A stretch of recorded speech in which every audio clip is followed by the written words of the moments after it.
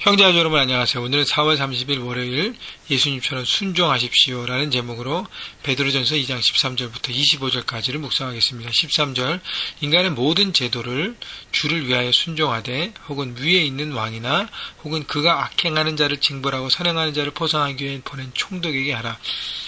자, 사도 베드로가 크리스찬들이 지금 고난과 핍박과 많은 어려움이 있었다 그러잖아요. 그 상황 가운데 어떻게 그 모든 것들을 극복하고 살아갈 것인가를 얘기하면서 사도 베드로는 세상의 현장 가운데 어떻게 살아가야 하는 삶의 태도를 보여줍니다. 그 기본적인 단어가 순종이라는 것이죠.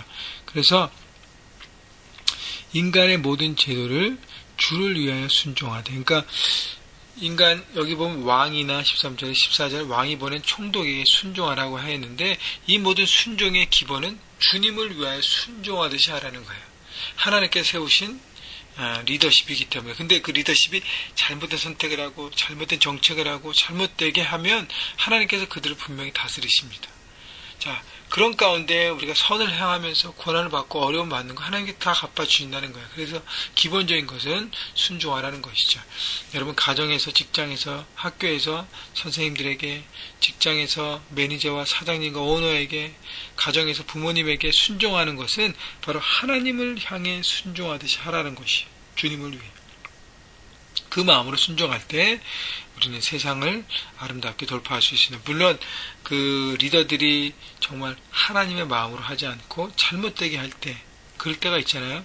그때는 하나님의 말씀으로 이걸 돌파해야 될 텐데, 물론 어려움이 있습니다. 그러나 기본적인 자세를 얘기하고 있는 것입니다. 16절 너희는 자유가 있으나 그 자유로 악을 가리는 데 쓰지 말고 오직 하나님의 종과 같이 하라. 그 얘기는요, 우리에게 자유가 있다는 것이죠. 선택과 순종할 수 있는 자유가 있고, 그 다음에 순종하지 아니할 수 있는 자유, 불복종할 수 있는 자유가 있습니다.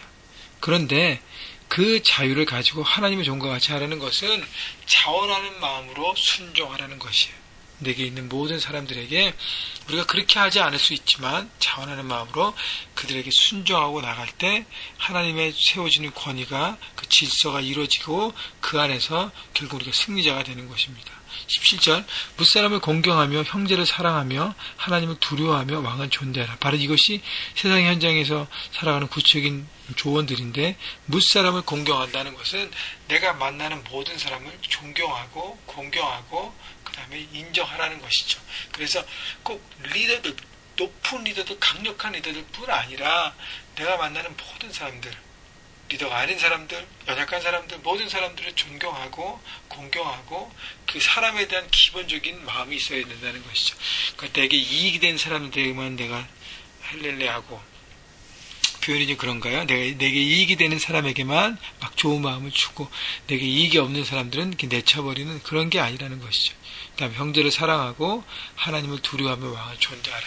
하나님을 두려워하는 마음으로 하나님 만드신 사람들, 하나님께서 세우신 사람들에 대해서, 리더들에 대해서, 어서리티에 대해서, 권위자들에 대해서 그렇게 순종하라는 것입니다. 18절 사원들아 범사에 두려움으로 주인들에게 순종하되 선하고 관용하는 자들에게만 아니라 또한 까다로운 자들에게도 그리하라. 사원들아, 직원들을 얘기하고 종들을 얘기하고, 당시에는 주인과 종밖에 없었으니까요.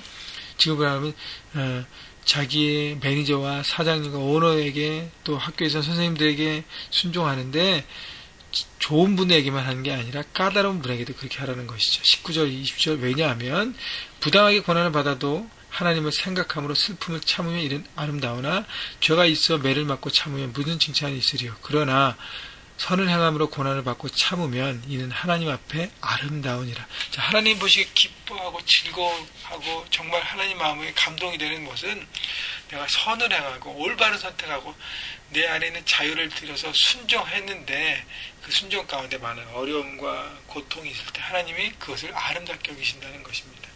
내가 잘못해서 힘들어지고 고난을 받는 것은 아무 의미가 없다는 거예요. 내가 옳은 선택을 했는데도 내 삶에 고난이 있다. 그것은 하나님께서 보시고 갚아주시고 아름답게 칭찬하실 모든 것이라는 것입니다. 21절 이를 위하여 너희가 부르심을 받았으니 그리스도도 너희를 위하여 고난을 받아서 너희에게 본을 끼쳐 그 자취를 따라오게 하려 하셨느니라. 자, 그때 우리가 생각해야 될 부분이 바로 주님의 고난 십자가라는 것이죠. 예수님께서 자유가 있으셨습니다. 안 하셔도 됐었어요.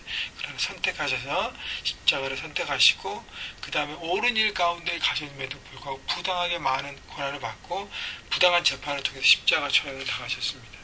그렇기 때문에 그 주님의 마음과 주님의 발자취를 따라가라는 것이죠. 22절 그는 죄를 범하지 아니하시고 그 입에 거짓도 없으시며 바로 예수님이 얘기하시는 것이죠. 23절 욕을 당하실 때 맞대 욕하지 아니하시고 고난을 당하실 때 위협하지 아니하시고 오직 공의로 심판하시는 이에게 부탁하시며 그 부당하고 많이 억울한 일을 당할 때 그것을 반응하지 않고 모든 걸 심판하신 의로운 심판장 되신 하나님에게 모든 걸 맡기셨다는 것입니다.